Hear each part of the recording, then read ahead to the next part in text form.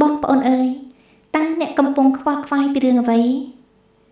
កុំព្រួយខ្វល់ខ្វាយពីរឿងអ្វីឡើយ